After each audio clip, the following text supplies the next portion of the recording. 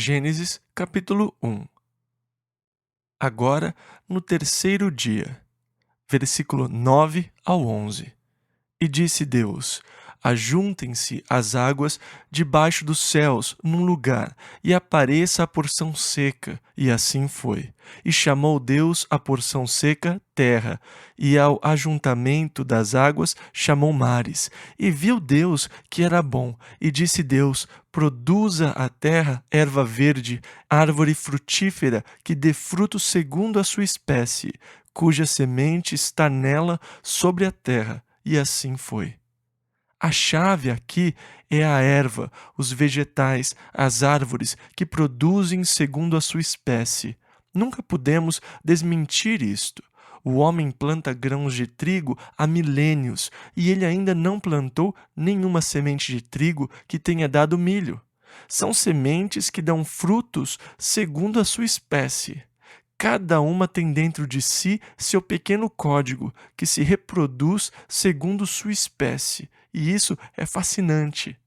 Começamos também a ver um pouco do talento criador de Deus, criando sementes que se reproduzem segundo a sua espécie. As sementes precisariam se propagar para outras áreas, e eu fico sempre fascinado com as diversas maneiras que Deus planejou para que as sementes se propagassem. Há pequenas sementes que crescem em pinhas. Se elas caíssem diretamente debaixo da árvore, elas provavelmente não sobreviveriam por muito tempo, porque a árvore mãe absorve a maior parte dos nutrientes do solo. Não haveria espaço para crescer, não haveria luz o suficiente. Portanto, a semente precisa sair de perto da árvore mãe. E o que Deus fez? Ele projetou uma pequena asa naquela semente. Quando a pinha seca, ela começa a abrir e a pequena semente cai livremente. E com aquela asinha, ela começa a girar, como o rotor de um helicóptero, e parte para longe do pinheiro. Quando ela cai no chão, consegue achar um lugar adequado para crescer e se tornar um novo pinheiro.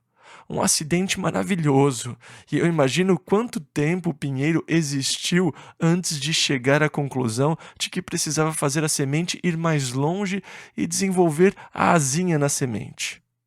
E há uma espécie de semente explosiva que fica dentro de uma vagem, que quando seca totalmente se abre e as sementes pulam.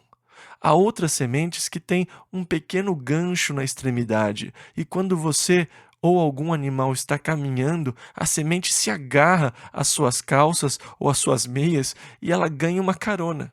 Você sente uma irritação no tornozelo, passa a mão, tira a semente e a joga fora, ajudando-a a se propagar. Outras sementes desenvolvem uma cola de secagem rápida. No momento que ela o toca, ela gruda em você, mas quando a cola seca completamente, a semente cai e ela já se propagou. Outras sementes estão envoltas em uma seiva saborosa e sedutora, uma espécie de polpa, e os ursos comem as frutinhas e mais tarde propagam as sementes em outros lugares. Os meios pelos quais as sementes são planejadas para se propagar são fascinantes. Algumas têm pequenos paraquedas que surgem no topo da semente. Elas esperam pelo vento que vem e as leva. Você pode vê-las flutuando no ar. Quando o vento as fizer cair, elas terão chegado a algum lugar onde vão se alojar e começar a crescer, propagando-se dessa forma. A semente do coco é uma semente fascinante. Ela conquistou o Pacífico Sul. Ela tem uma casca à prova d'água ao seu redor. E assim, com a rajada do ciclone, o coco se desprende, cai na água e é carregado por causa da casca à prova d'água. Ele é levado pelo oceano e lançado em alguma praia, e a arrebentação das ondas o cobre de areia. Ele tem água na casca para sustentar as raízes até que elas cresçam o suficiente para obter nutrientes por si mesma. E dessa forma, pequenos coqueiros surgiram e começaram a se propagar pelas ilhas do Pacífico Sul. Semente de árvores frutíferas, de vegetais, de ervas, segundo a sua espécie. Que testemunho é esse do talento engenhoso de Deus na criação. Como a Bíblia diz lá no Salmo 19, do versículo 1 ao 3, os céus declaram a glória de Deus e o firmamento anuncia a obra das suas mãos. Um dia faz declaração a outro dia, e uma noite mostra sabedoria a outra noite. Não há linguagem nem fala onde não se ouça a sua voz. Olhe ao seu redor. Deus fala com você através da vegetação, das flores, das árvores, da sua criação. Você observa a sua sabedoria, o modo como Deus projetou as folhas para absorverem os raios de sol e os transformarem em energia. O processo de fotossíntese, pelo qual o sol se transforma em energia para alimentar a árvore e tudo mais. Ao observarmos a diversidade de formas de vida, entendemos que são maravilhosos os seus caminhos, Senhor. Maravilhoso é o seu talento criador. Versículo 12 ao 14. E a terra produziu erva, ou vegetais, erva dando semente conforme a sua espécie, e a árvore frutífera, cuja semente está nela conforme a sua espécie. E viu Deus que era bom, e foi a tarde e a manhã, o dia terceiro. E disse Deus: haja luminares na expansão dos céus. A palavra aqui é meor. A palavra luz em hebraico é or. A palavra meor é suporte de luz. Então, que haja suportes de luz nos céus. Versículo 14. Para haver separação entre o dia e a noite, e sejam eles para sinais e para tempos determinados, e para dias e anos. E assim nosso tempo é calculado pelo Sol e pela Lua. De modo geral, supõe-se que a rotação da Terra ao redor do Sol fosse de 360 dias. O calendário babilônico era assim, e há muitas evidências de que os calendários maias e incas dos chineses também se baseassem em um ano de 360 dias. De alguma forma, a órbita da Terra ao redor do Sol mudou, e agora ela é de 365 dias, 9 horas, 56 minutos, 9 segundos e 400 centésimos de segundo. O que causou essa mudança? Não sabemos ao certo. No livro Mundos em Colisão, de Immanuel Velikovsky, encontramos uma teoria que diz que a introdução do planeta Vênus em nosso sistema solar causou uma mudança na órbita da Terra ao redor do Sol. Eu não sei, pode ser possível. E ele apresenta argumentos muito interessantes. Mesmo assim, o nosso ano é medido pelo tempo que a Terra leva para completar sua rotação ao redor do Sol. Originalmente, tínhamos meses lunares, que é o tempo que a Lua leva para completar seu ciclo ou sua órbita ao redor da Terra. E então eles são para sinais, para tempos, para estações e assim por diante. Isso é muito interessante mesmo. Agora, se esse é um processo de recriação, quer dizer que Deus não criou o Sol e a Lua no quarto dia, mas sim que ele ainda não havia permitido que eles estivessem posicionados em relação à Terra. Deus removeu um manto de neblina de sobre a Terra para que você pudesse finalmente ver o Sol e a Lua. Temos tarde e manhã, onde não vemos o sol. Os dias são permanentemente nublados. Eu acho que ainda é dia porque há claridade, mas eu não vejo o sol. Eu sei que é noite porque está escuro, mas eu não vejo a lua, e há uma nuvem encobrindo-os, não me permitindo vê-los. Agora, essa neblina, essa nuvem pode ter sido removida no quarto dia, para que aquilo que sustenta a luz pudesse ser visível. É difícil explicar como eles poderiam ter tarde e manhã sem a rotação da Terra sobre o seu eixo, se o Sol não estivesse em seu lugar desde o versículo 1, e que não tenha sido criado até o quarto dia. Como poderia ter havido tarde e manhã nos primeiros 3 dias? Isso parece dar crédito à teoria do intervalo, que diz que os céus e a terra tinham sido criados no versículo 1 e que este é o relato da recriação. A nuvem é removida, o sol e a lua se tornam visíveis e passam a ser usados para marcar os anos, meses e dias, como indicadores de tempo. O luminar maior governa o dia e o menor governa a noite. Sabemos que a lua não tem luz própria, o que não está em conflito com a Bíblia. Ela é chamada de suporte de luz. Um espelho, de certa forma, pode ser um suporte de luz, assim como a lua. E isso se encaixa com a descrição da palavra hebraica meor, que não quer dizer necessariamente uma fonte de luz. Versículo 15 ao 23.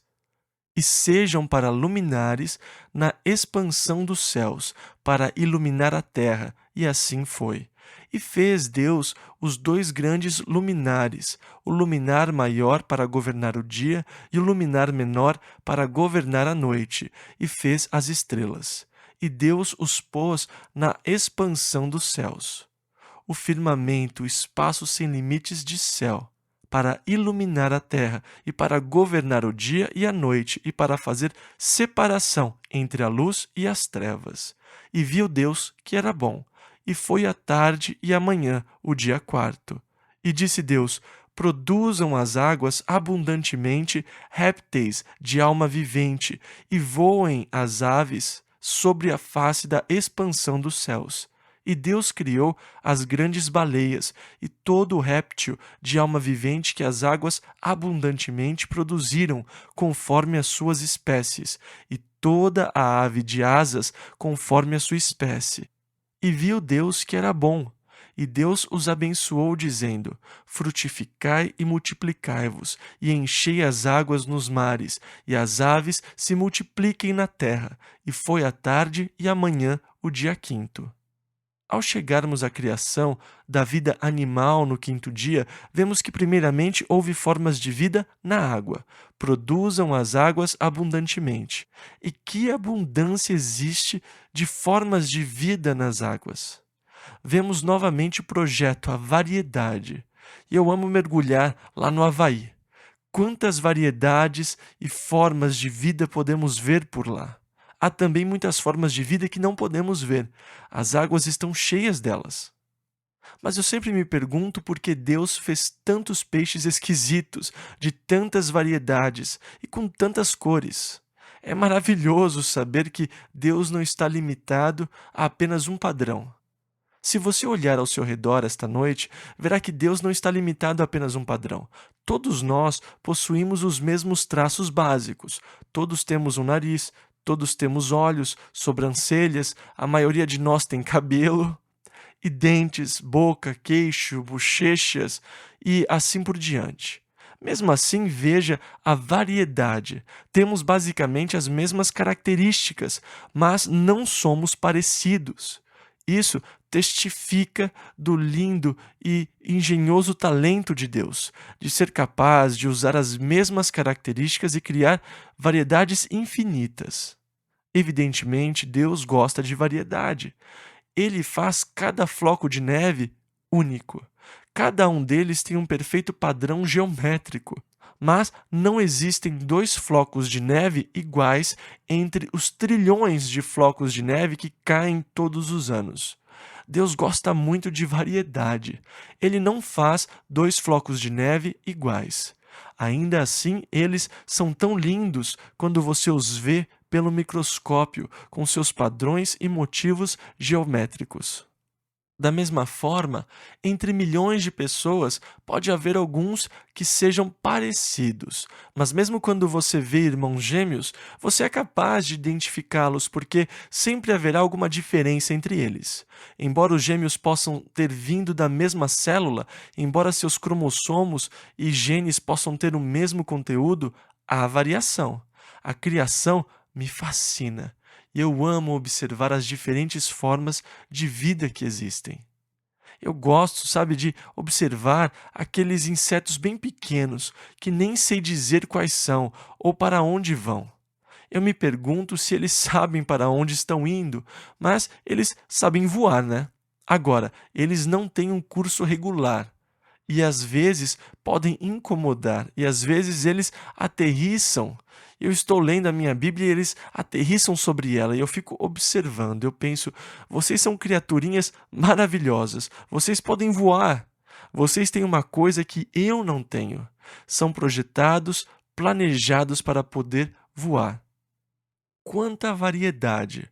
A mosca, você a odeia, mas que projeto fabuloso! Aquela habilidade de pairar no ar e praticamente voar de ré. Quer dizer, sabe, quando você as vê, elas conseguem voar para qualquer direção, conseguem pousar no teto e andar. E eu sempre me pergunto o quão perto do teto ela tem que ficar para ficar de ponta cabeça e pousar. Fala a verdade, vocês estão começando a ficar preocupados, não estão? Mas, como nosso Deus é maravilhoso, como sua sabedoria é infinita, vemos como sua criatividade é maravilhosa ao observarmos tantas formas de vida, as plantas no terceiro dia. E aqui no quinto dia temos formas de vida mais complexas. As plantas, é claro, são necessariamente dotadas de raízes. As raízes em si são maravilhosas, elas são capazes de se aprofundar e cada uma delas é um laboratório químico. Ela é capaz de extrair do solo apenas o necessário para o sustento da planta. Ela é capaz de diferenciar os elementos químicos e ela sabe os elementos que precisa para alimentar sua planta. Ela consegue extrair a umidade do solo. Maravilhoso! Ela é simplesmente maravilhosa. Mas temos formas de vida mais complexas, que são um pouco mais independentes. Elas não têm raízes, não estão fixas ao solo, elas são móveis. Elas possuem ciclos variados e todo esse processo é maravilhoso. A água, cheia de vida, e o ar com a variedade de aves que Deus criou. E a capacidade instintiva dos pássaros, então, nem se fala. Aquele pequeno pássaro no Havaí sempre me fascina. Ele vai até as ilhas Aleutas para procriar. Durante o verão, eles partem do Havaí e voam até o Alasca, onde se acasalam.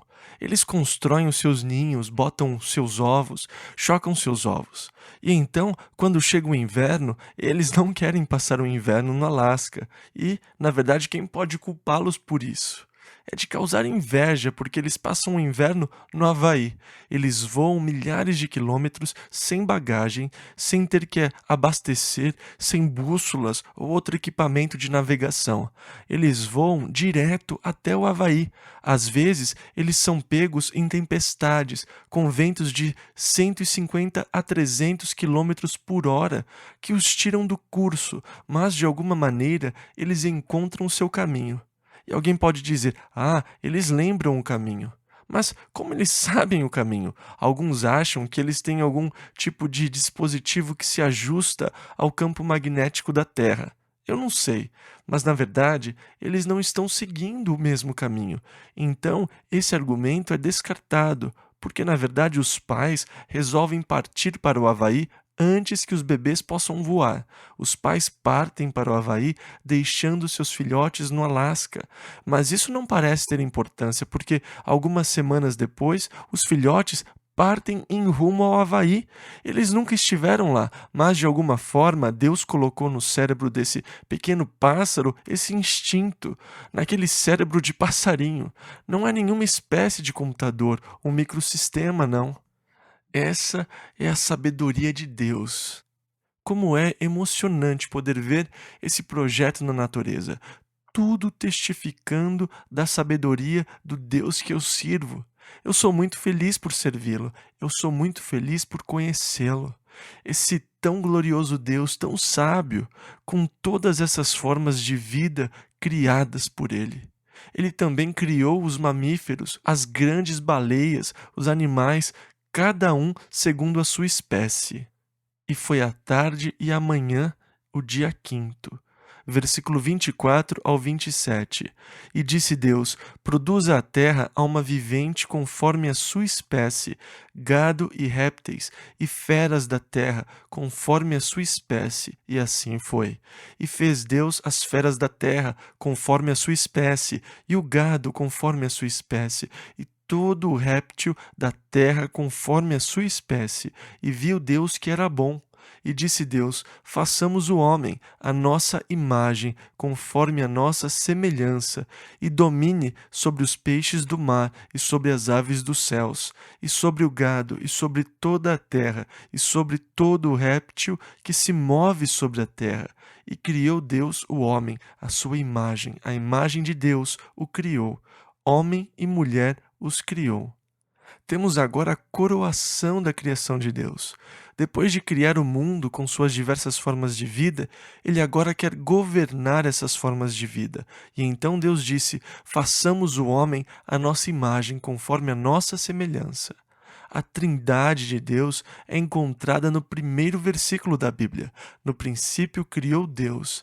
Essa palavra, em hebraico, é Elohim. Elohim é Deus no plural. Em outros lugares do Velho Testamento, ela está traduzida por deuses. El é Deus no singular, em hebraico. Em hebraico, há a forma dupla, Elá, que é Deus com sentido duplo, mas Elohim está na forma plural de Deus. E dessa forma, a triunidade de Deus é expressa no primeiro versículo. No princípio criou Deus, Elohim, não El, mas Elohim. Criou os céus e a terra. E o Espírito de Deus, o Espírito Santo, se movia sobre a face das águas. E Deus disse. E no momento que Deus falou, você tem aí a palavra de Deus.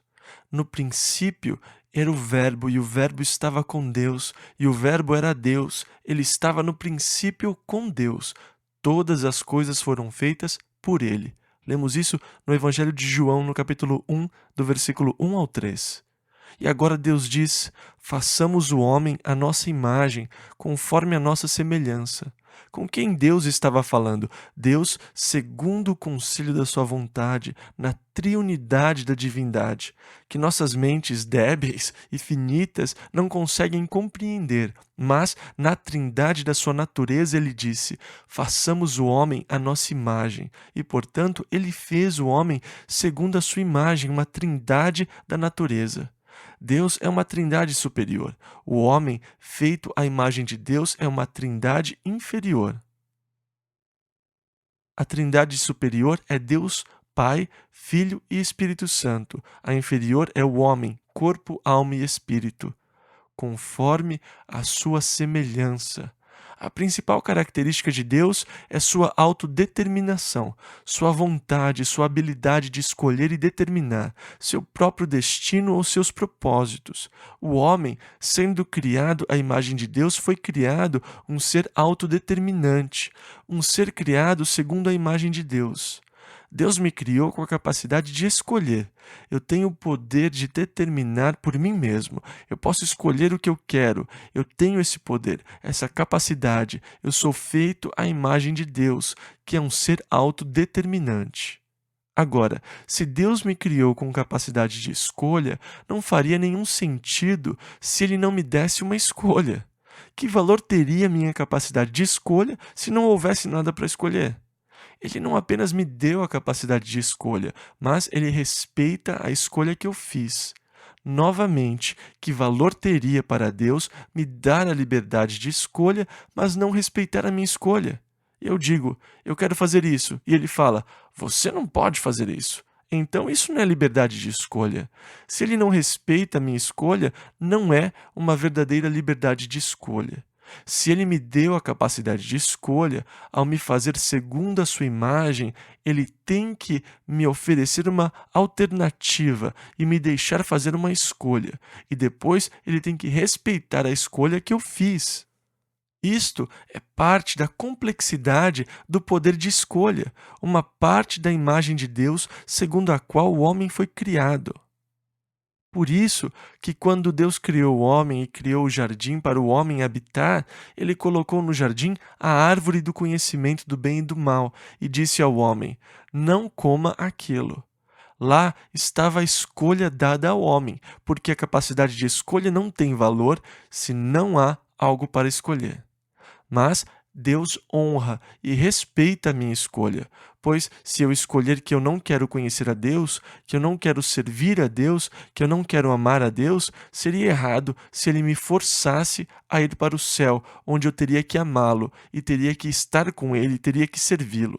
Se eu digo, eu não quero Deus na minha vida, eu não quero Deus ao meu redor, eu quero que Deus me deixe em paz, e ele não me deixe em paz, ele não estará respeitando a minha escolha. Que valor tem a minha escolha se ele não a respeita? É maravilhoso entender que Deus respeita a minha escolha. Ele procura influenciar a minha escolha porque ele me ama e sabe o que é melhor para mim. E me conhecendo e me amando e sabendo o que é melhor, ele procura influenciar a minha escolha e dirigir a minha escolha. Mas eu sempre tenho o direito de dizer: deixe-me em paz, Deus. Eu não quero segui-lo. E ele não vai me forçar a escolhê-lo, porque isso não seria livre escolha. O principal atributo emocional de Deus é o amor. Deus me fez a sua imagem e me fez com esta linda capacidade de amar. Eu sou capaz de amar, de dar e de receber amor, e de saber o significado de dar e receber amor, porque eu sou criado à imagem de Deus, e essa é a sua principal característica emocional: amar. Agora, Deus fica honrado quando eu o sigo e por eu amá-lo como ele me ama. Eu não tenho que amá-lo, eu posso escolher. E eu posso escolher odiá-lo se eu quiser, mas eu tenho a capacidade de amar. E assim, o homem foi feito à imagem de Deus e segundo a sua semelhança. Isso não significa necessariamente semelhança física com Deus. Como Deus é? Nenhum de nós sabe. Deus constantemente recusou a ideia de que o homem fizesse qualquer tipo de imagem sua. E dessa forma, quando Deus aparecia ao homem no Velho Testamento, não havia forma para que o homem não pensasse em Deus como tendo uma forma e tentasse esculpir alguma forma que o representasse. Vemos a semelhança de Deus em Jesus Cristo. Lemos em Colossenses 2:9, porque nele habita corporalmente toda a plenitude da divindade. Quando Deus criou nossos corpos, ele criou ouvidos para que pudéssemos ouvir.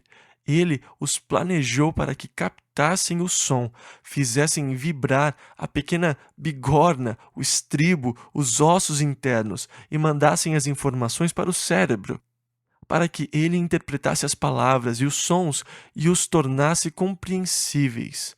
Portanto, eu penso nos meus ouvidos quando eu penso na audição. Eu sei que Deus pode ouvir, mas isso não quer dizer que Deus tem ouvidos. Eu preciso de ouvidos, mas Deus não precisa necessariamente de ouvidos para me ouvir. Eu emito sons pelo uso da garganta, da língua, dos dentes, do céu da boca. Eu formo sons expelindo o ar, juntamente com os movimentos coordenados de todas essas coisas. Os sons são emitidos de determinada maneira, porque nós concordamos que determinados sons querem dizer determinadas coisas. Eu sou capaz de me comunicar com clareza com você por meio dos sons que eu formo em minha boca. Eu consigo falar com você. Agora, quando Deus fala, ele não precisa de todos os mecanismos vocais que eu tenho, a laringe, a língua e tudo mais.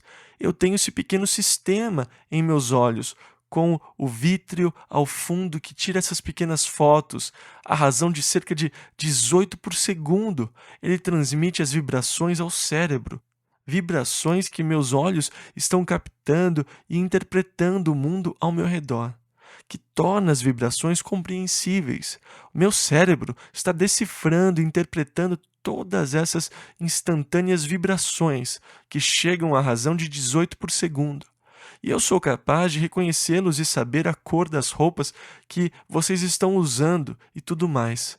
Os seus olhos estão captando tudo isso e enviando todas essas mensagens ao cérebro.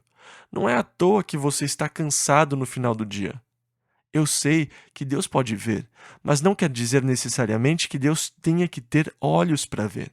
Mas, porque eu relaciono o ato de ver a olhos, quando eu falo de Deus referindo-me à visão, eu digo, bem, os olhos do Senhor passam por toda a terra, Mas isso não quer dizer que Deus tenha olhos, porque olhos não são necessariamente essenciais para ele ver. Então, como Deus se parece? Não sabemos. Ele não quer que você saiba, porque faríamos a burrice de esculpir Deus em gravetos, pendurá-lo em nosso pescoço e começaríamos a pensar em Deus como um pedaço de madeira, uma coisa esculpida e pendurada no meu pescoço. Ele é certamente muito maior, muito infinito para estar confinado a uma forma que possa ser pendurada no seu pescoço ou como uma pulseira. O Deus infinito, que criou o universo e todas as suas formas de vida, permanece sem forma em nossas mentes. Lemos em João 4, versículos 24 e 23. Deus é espírito e importa que os que o adorem em espírito e em verdade, e o Pai procura a tais que assim o adorem. O primeiro mandamento que Deus deu foi: não terás outros deuses diante de mim. E depois ele disse: não farás para ti imagem de escultura. Não te encurvarás a elas, nem as servirás. Ele quer permanecer totalmente sem forma em suas mentes. Não me interessam as imagens de Cristo porque são uma tentativa de dar a ele uma forma. Não sabemos como ele se parecia. E se você está esperando vê-lo com cabelos nos ombros e barba, você poderá não reconhecê-lo. Você ficará, como disse Isaías, surpreso quando o vir. A parte reconhecível de Cristo serão as marcas dos pregos em suas mãos e a marca da lança em seu lado. E como sugerimos na noite da última terça-feira, é possível que ele seja o único deficiente físico lá. Todos estaremos em nossos novos corpos, corpos perfeitos, que não terão limitações, não teremos fraquezas, dor, sofrimento, mas ele ainda estará trazendo as marcas da sua cruz e poderá ser o único corpo com defeito nos céus. E então, Deus, ao fazer o homem à sua própria imagem e conforme a sua própria semelhança, está falando da natureza espiritual e das capacidades de Deus, do poder de escolha, de poder amar, as capacidades que Deus nos deu. Versículo 28. E Deus os abençoou, e Deus lhes disse: frutificai e multiplicai-vos, e enchei a terra, e sujeitai-a, e dominai sobre os peixes do mar, e sobre as aves dos céus, e sobre todo animal que se move sobre a terra. Dessa forma, Deus colocou a terra sob o controle e autoridade do homem. Ele fez do homem senhor sobre a terra. Ele deveria frutificar, se multiplicar, encher a terra, sujeitá-la e ter domínio sobre as outras criaturas de Deus. Versículos 29 e 30. E disse Deus: eis que vos tenho dado toda a erva que dê semente, que está sobre a face de toda a terra, e toda a árvore em que há fruto que dê semente, ser-vos-á para mantimento, e a todo animal da terra, e a toda a ave dos céus, e a todo réptil da terra em que há alma vivente, toda a erva verde será para mantimento, e assim foi. Então, todos os animais, naquele momento, alimentavam-se do pasto e da vegetação. Não havia animais carnívoros no princípio. O mundo estava vivendo em harmonia com Deus e, portanto, em harmonia entre si. Versículo 31. E viu Deus tudo quanto tinha feito, e eis que era muito bom, e foi a tarde e a manhã o dia sexto.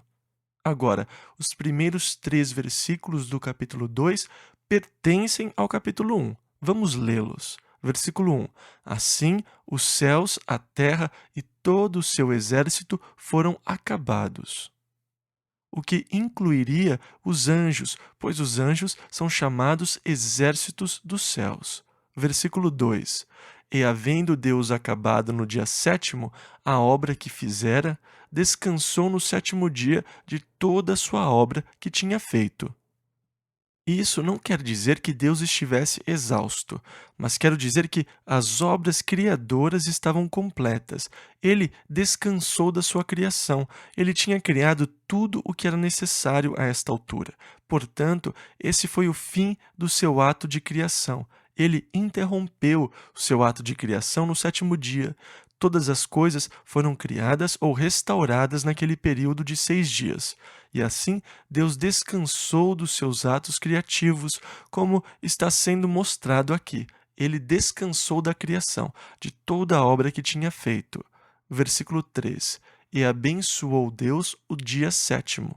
Ele o separou. A palavra santificar, na verdade, quer dizer ser separado, porque nesse dia Deus descansou de toda a sua obra que tinha criado, feito. Agora, para que ele separou o sétimo dia? Para que o homem reconhecesse a Deus ou admitisse a existência de Deus. O sétimo dia era para que, descansando, apreciássemos e o dedicássemos a Deus. É um dia no qual nós reconhecemos o Criador. Ele é separado para reconhecimento do Criador, porque ele deixou amplas evidências suas e de sua criação. Mais tarde, quando Deus invoca uma nação, um povo separado para ser seu, vamos ver que ele lhes dá uma lei para o sétimo dia, uma aliança eterna entre Deus e Israel. E durante 6 dias eles devem trabalhar. No sétimo dia eles devem descansar. Durante 6 anos eles devem plantar. E no sétimo ano eles devem deixar os campos descansar. Durante 6 anos, eles podem fazer trabalho escravo. No sétimo ano, eles devem ser libertos. E esse padrão de 6 para 1 será estabelecido por Deus pela história do seu povo, misturado à sua cultura. Então, nós vemos que tudo é lindo. O universo que foi criado, o mundo que foi fundado. As condições ambientais foram colocadas aqui para o homem. As árvores e os vegetais foram colocados aqui para alimento. A atmosfera foi criada para manter sua vida. A camada de água está lá, tem também os animais. E agora o homem deve dominar sobre tudo. Está pronto. E Deus descansou no sétimo dia de toda a sua obra de criação. Agora, ao começarmos o capítulo 2, temos uma recapitulação que irá enfatizar a criação do homem, porque o homem está sendo enfatizado. O nome de Deus não será Elohim, como está no capítulo 1. Será mais pessoal, porque estaremos lidando mais com a criação do homem. Estaremos vendo detalhes da criação do homem no capítulo 2. E, portanto, porque agora estamos relacionando Deus ao homem, vamos encontrar aquele misterioso nome de Deus, Jeová, Elohim. Jeová quer dizer o que se torna. Conforme Deus se relaciona com o homem e com as suas necessidades, ele se torna o que o homem venha a precisar. Isso tem feito com que alguns críticos da Bíblia vejam o Gênesis não como a obra de um autor, mas como a obra de diversos autores, e que o capítulo 1 foi escrito pelo Elohístico e o capítulo 2 pelo Jeovístico. E existe também a versão sacerdotal. E há as escolas de pensamento discutindo quantos autores de Gênesis existem. Esses argumentos são estúpidos, tolos, são absurdos, que não trazem valor nenhum e nem proveito algum para ninguém. É por isso que eu nem lhes dou atenção e não pretendo examiná-los. Eles são uma perda do seu tempo e do meu também. Não é quem escreveu. Foi o Espírito Santo que inspirou a escrita. E em vez de tentar descobrir quem escreveu, é melhor descobrir o que ele diz. Vamos então estudar para descobrir o que ele quer dizer. E vamos deixar esses débeis intelectuais com suas discussões e argumentos que não têm nenhum proveito nem valor para nós. O importante é sabermos o que Deus disse, não como ele disse ou por quem ele disse, mas o que ele disse. Pois toda Escritura foi dada por inspiração de Deus, e dessa forma o Espírito Santo é basicamente o autor de toda a Escritura, e quem ele estava inspirando não é importante. Na próxima semana, continuamos o capítulo 2. Nesta velocidade, eu tenho certeza que o Senhor voltará antes que estudemos a Bíblia toda. E eu não me importaria do último capítulo ser escrito lá. Ora vem, Senhor Jesus. Se você ainda não está dizendo isto, você estará dizendo quando estiver nas filas dos postos de gasolina. A hora da crise se aproxima, conforme temos advertido. O homem está vivendo como se não houvesse amanhã. Estamos chegando perto do dia que não terá amanhã mesmo.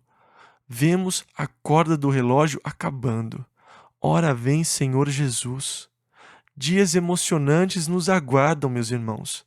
Vamos compartilhar muitas coisas com vocês em breve, assim que tivermos as informações reunidas. Mas é desnecessário dizer: Jesus voltará em